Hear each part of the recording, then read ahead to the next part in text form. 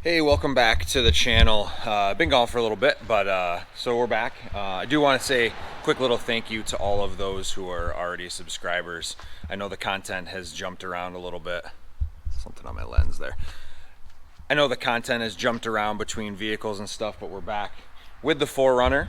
A video that I've been meaning to make that I did a little bit ago, but it's the off-grid engineering rear, I guess it's like a rear auxiliary panel, I guess it's called.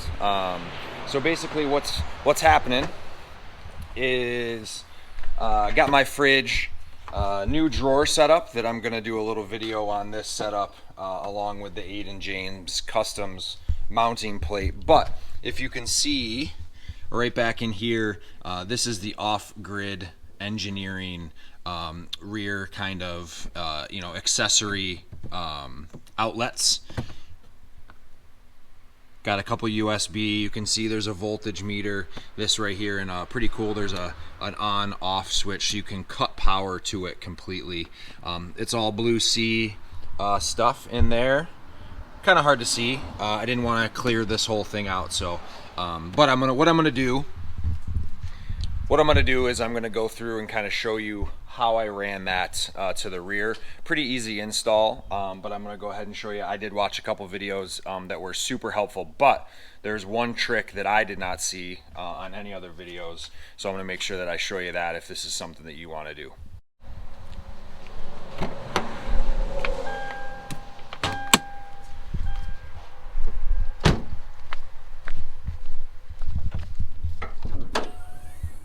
Alright, so we're going to start in the front. The kit comes complete, even with an inline fuse. So you have the choice to use the inline fuse or not, based on what your setup looks like.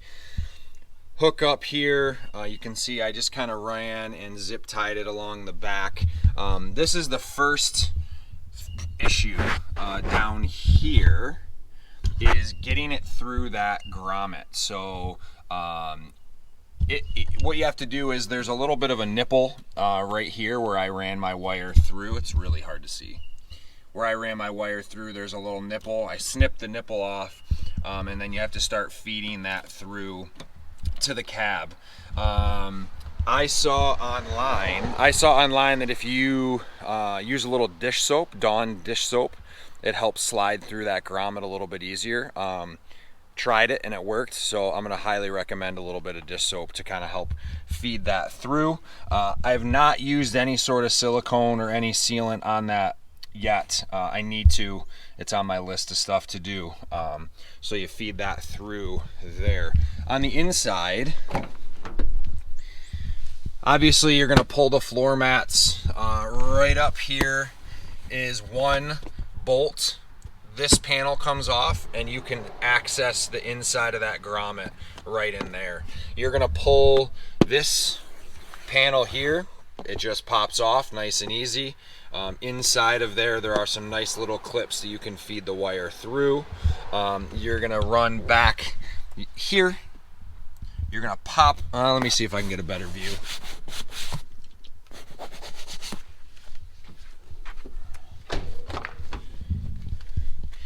You're gonna pop this bolt that holds the bottom of the seat belt on, which allows this panel to move a little bit so you can feed the wire there.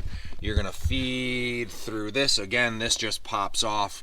Careful with the clips. Now is where it gets into the little bit of the tricky parts. I need to vacuum my truck here. Now is where it's gonna get into the tricky parts. All right, so what you have to do is remove this little cubby thing. I did find a couple videos. I'm not sure there's a good way to get it off, honestly. If you found a better way, then I'm about to tell you. Leave a comment below and help people out that are thinking about doing the same thing. But basically, it has two tabs right here. I kind of kept bending it until the tabs broke. So now it can kind of come out, so you can access this inner panel.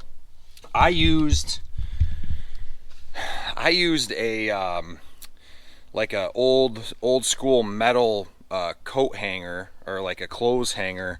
You could use different kinds of things to kind of fish this through, but that's what I had, so that's what I used. So you're gonna fish from this cubby here down to right about here. And this fish was actually pretty easy to get. So once you get the wire, you can pull it through to here. That's kind of the easy part of the fishing. The hard part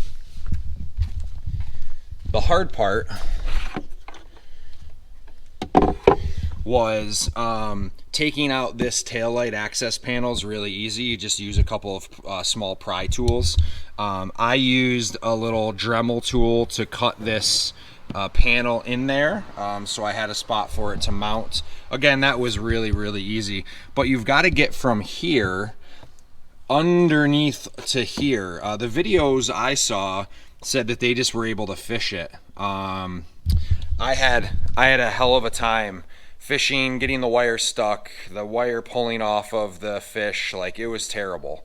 So I actually put it aside for a second and was like getting super frustrated. So what I ended up doing was this little hook here. I wondered what was underneath there.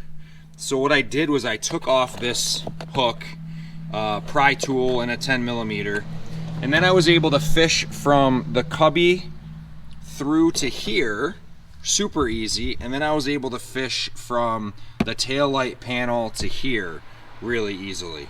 Once I had the fish, the line all the way through, I went back to the front and I made sure I had all the slack that I needed and made sure the wires all reached and everything. I hooked up the panel just to make sure that we had power and that it was working. And then I kind of tightened and buttoned everything back up with closing up all the plastics and using some extra zip ties in the engine bay and things like that. So you can see that I've got a upgraded battery here. I've got no other accessories that I'm running except for that fridge. And what I wanted was, I wanted to be able to power the fridge on its own without having the car being on or an accessory mode or things like that. I am going to make a video coming up in the future that's kind of like the whole back setup here with the fridge. A little bit of a quick review on the fridge, because this is one that's not as heard of, but it's a great fridge and I want to give my thoughts on that. And then I had this awesome drawer made. Here by a local buddy, and I'm going to do a video about that, and I think he's actually might do a quick video on it as well. But quick little view of the table. It does lock all the way out, but just wanted to show you that. Kind of cool. Made a little tabletop there. So that video will be coming.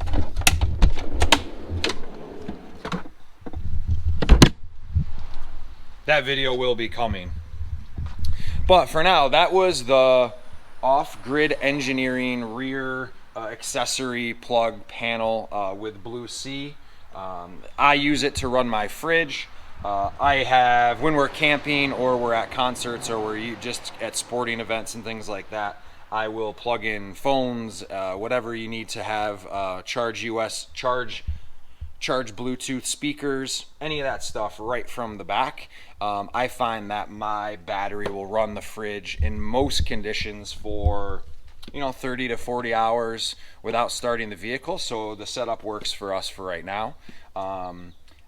I do maybe have plans of doing a dual battery down the line, but this is really working for right now. And running this line will set me up for if we go to a dual battery and stuff, I'll already have that dedicated line back here.